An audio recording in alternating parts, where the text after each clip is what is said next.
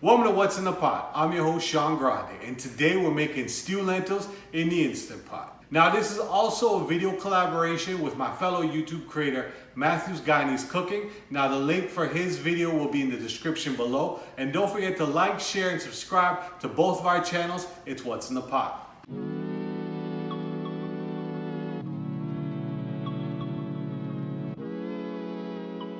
So for our Instant Pot lentils, I'm using 1 cup of dried lentils. Now I let these soak for about an hour and a half, almost 2 hours.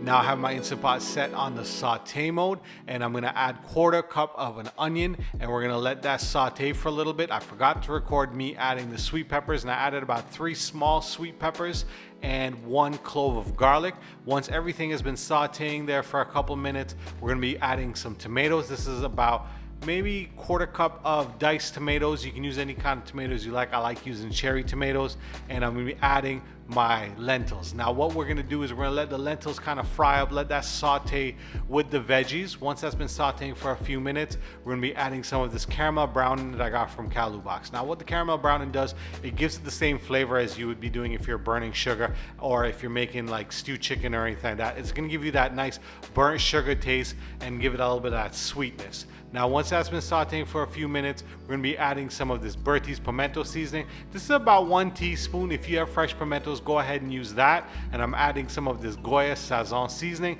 This is culantro and achote or ruku and shadow beni.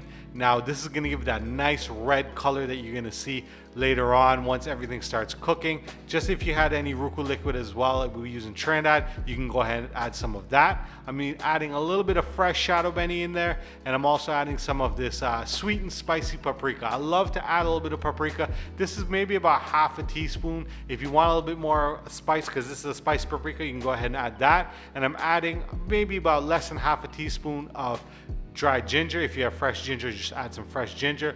A little bit of black pepper to taste, and I'm also going to be adding some of this Goya complete seasoning. This is approximately about almost 2 teaspoons of the seasoning. Now what we want to do is we want to let everything saute. Let all the seasoning saute with the lentils and the veggies. Then we're going to be adding our water. I added 3 cups of water, but ideally I would suggest add 2 cups of water to reduce some of the cooking time later on, as you'll see. When you finish adding your water, you want to put the Instant Pot lid on, put it to seal, and then we're going to pressure for 15 minutes. After 15 minutes, this is our final product. You can see it's a little bit watery there, so I'm going to have to let this saute out. Now if I added 2 cups, there would be a lot less water and there'd be a lot less sauteing to do. Now because our lentils are fully cooked, I'm going to add a few more ingredients. I'm adding some of my green seasoning mixture here, and I'm also going to be adding some green onions. I like to add green seasoning at the start, and I like to add a little bit at the end, and I love to add a little bit of green onions. It brings a little bit of extra flavor. I'm also going to be adding about 2 teaspoons of ketchup. It just brings out that nice stew flavor as well. It works perfectly with all the other ingredients. And one final thing I'm going to add is some of this Creole seasoning.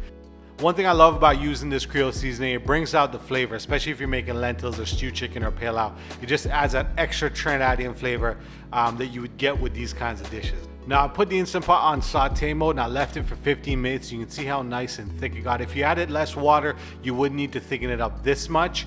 Now you can see the lentils are perfectly cooked. The sauce is nice and thick. It's not too thick. It's just perfect when you want to spread on a bed of rice or some macaroni pie or anything like that. Thank you very much for tuning into What's in the Pot. Thank you very much to Matthew's Guyanese Cooking for the collaboration.